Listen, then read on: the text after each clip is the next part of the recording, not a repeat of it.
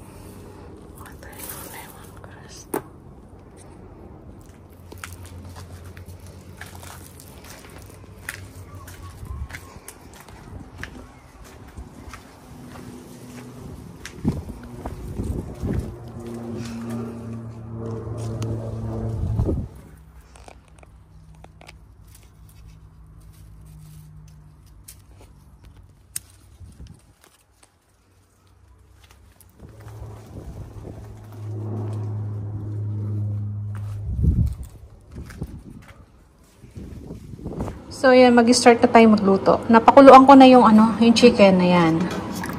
So, isa-separate lang natin. Lagay natin dito.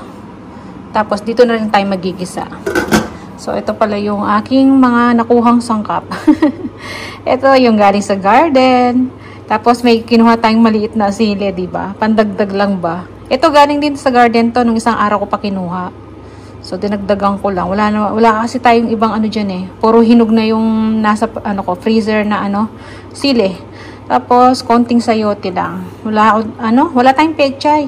Ayoko naman kumuha ng mga dahon dun sa sili natin. Kasi, kukunti lang yung dahon, makakalbo naman. Tapos, yun. Yung lemongrass natin, konti lang yan. Ang gagawin ko dyan, palalasahin ko lang ng konti pag sinama ko sa pagigisa. Tsaka, isang kulo lang. And then, pag siguro, tatanggalin ko rin. Kasi si Bunso, kapag nalasahan niya ng sobrang matapang yung lemongrass, hindi niya bet. Kaya, para lang maglasa ng konti lagay lang natin sa una, tapos maya-maya din tatanggalin ko pag nakuluan na. Ayan, luya, sibuyas, bawang. Ito, chicken cube to. Para magkalasa pa yung ating chicken. So, i-separate lang natin to. At dito rin naman kasi tayo magigisa. So, ayan. Dito pa rin tayo magluluto sa pinagkuluan natin. Kaya ganyan siya. Lagyan natin konting mantika.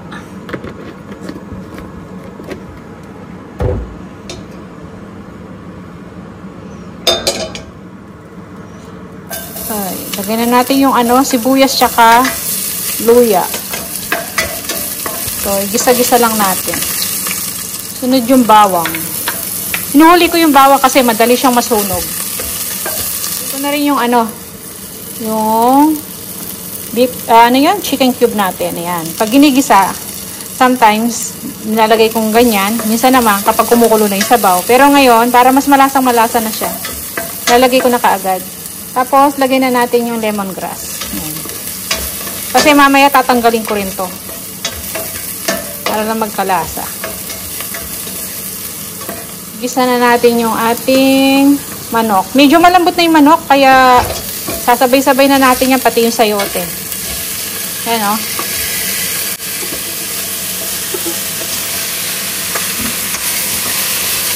Pero malakas yung natin.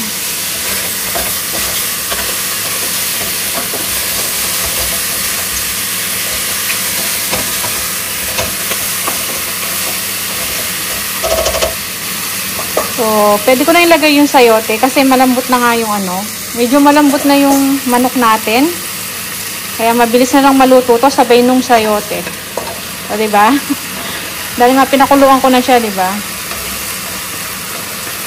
Yan. Ganyan lang ako mabilis magluto. Mamaya na yung sili.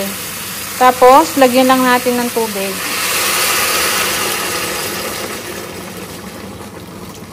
Yan. Pinakuluan ko itong tubig na to kasi nagpainit ako para sa ilagay ko sa thermos. Ayan. Tapos lalagyan lang natin ng to. Paminta, patis. Ayan, na yung natanggal yung pagkaano ng aking lemongrass. Pagka buhol. Bagay, mamaya tatanggalin naman natin 'yan. So, sangkapan lang natin. Lagyan natin ng paminta. Mabilisang luto lang 'to. Kasi nga napalambot ko na yung manok Tapos yung lagyan ko ng garlic powder. Ayan. Tapos patis natin.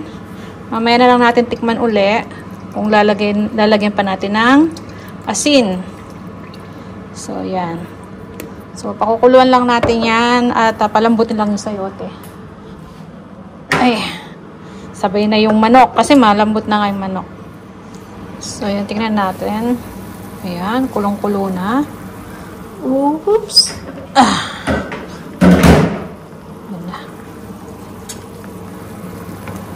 So, tikman na muna natin bago lagyan ng asin.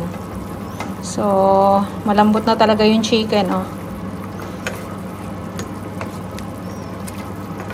Tapos, tatanggalin ko na rin yung niyan, maya-maya. Tikman muna natin. Hindi ko pa nahalo to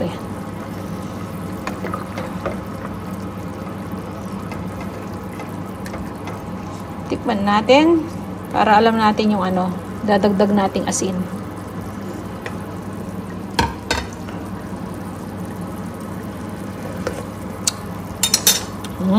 Ang sarap. Ang lasa nung malasa yung lemongrass. Sarap niya. Sandali lang ako ng asin. Ito, Himalayan salt ang gamit ko kaya ganito ang kulay. Hindi pa ako nakapag-refill. So, yan. Okay na yon. So, malambot na yung ating sayote. Lagay na natin yung ating sili para hindi masyadong madurog. O, diba? Ang sarap niya. Malasang-malasa yung lemongrass natin. Kaya lang kailangan ko nang tanggalin to kasi masyado siyang matapang. Hindi bunso. Hindi bet. Kaya pinalasahan ko lang. Yan. Malambot na rin sayote na yan. Lagyan natin yung lemongrass. Lagyan natin to. Ay! Nahulog pa. Ayan. Okay na to.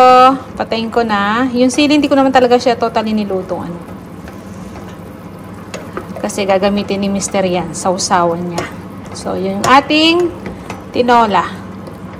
Tinolang manok na napakadaling lutuin. Kasi nga, ganyan lang ako magluto.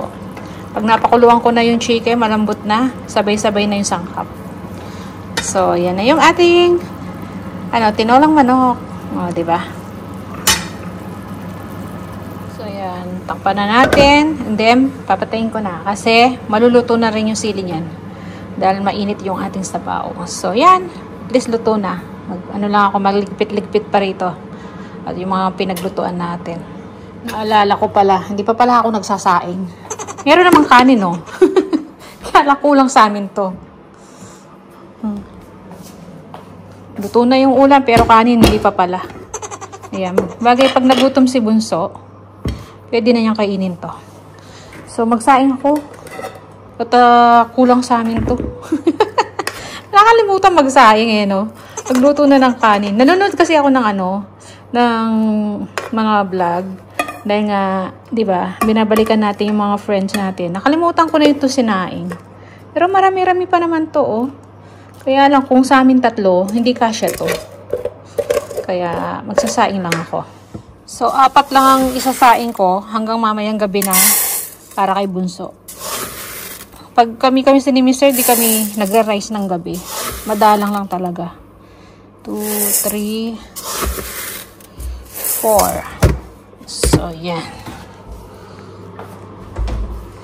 May ugasan pa tayo dyan.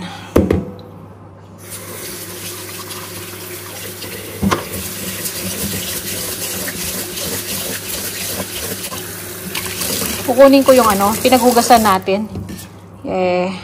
Ididilig natin sa halaman yan. Masustansya rin kasi yan eh. So, lagay natin dito.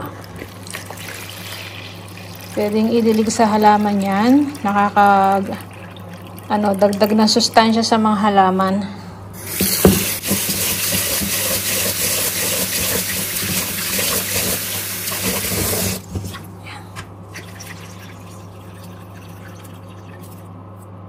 Okay.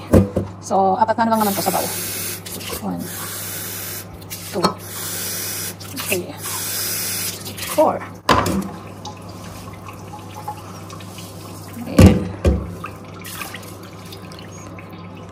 So, lagyan natin ng konting suka para hindi siya mapanis. Ginagawa namin ni Mr. Nalagyan namin ng konting suka. Yun lang. Konti lang. Para hindi mapapanis kaagad yung kanin nyo. So, yan. Sala na natin.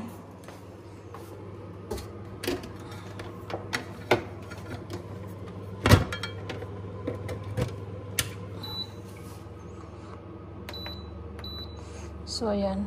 Salang na. Muntik na nakalimutan ng kanin, no?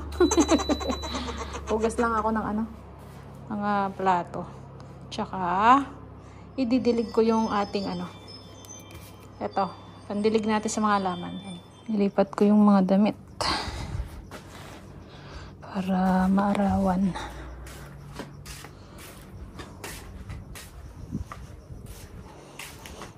So, ayan. Bakit yung likod ko? Na natin. Tapos na tayo. Ayan. Sinaing na lang yung hinihintay natin. Tsaka si Mr. niyan. Alas 12 na, oh. Maya-maya uwi na yon. Hintayin na namin yun. Tapos kakain na kami. Sabay-sabay na. So, at least yung yung sinampay natin na ilabas natin doon sa may araw. So, malulubat yung ating CP. Kailangan ko siyang i-charge. So, balikan ko na kayo mamaya uli. Nandiyan na si Mr. Hello! Late ka na. Ano yung dala mo? Wow! Meron dyan pa Saan ka nagpagupit? Ba't may Utopia? Sarap lang. Sagu! Uy, bagong gupit na siya. Doon sa week haircut. $20. Pagpasensya nyo na si Mr. Ganyan lang talaga yan. Ano yan? Kenkoy. Ayan o, may Utopia kami. Si Bunso ayaw niya to eh. Kaya pala nagtagal ka.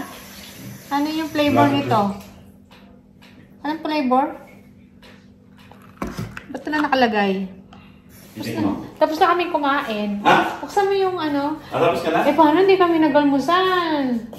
Gutom na. Tingnan nyo. Sinong di magugutom? Mag-aalas 2 na, oh. Yan pa lang dumating si Mr. Kala ko, uwi ka agad.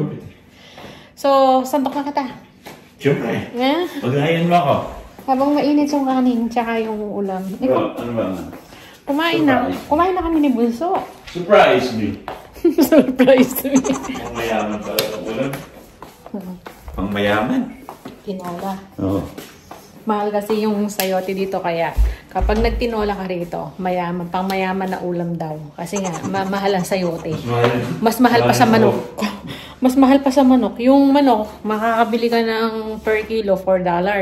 Tapos yung sayote, ilang kilo to? Mga ilang kilo? Magkano? $9? $9 something, no? Kaya mahal pa yung sangkap kesa sa karne. So yan, sandok lang natin si Mr. Kain na siya. Kain na ako. So yan, kain na si Mr. Siya na lang. Hindi na kami talaga nakahintay ni Bunso. Hindi kami nag-almusal eh. Kaya... Pagupit pa eh.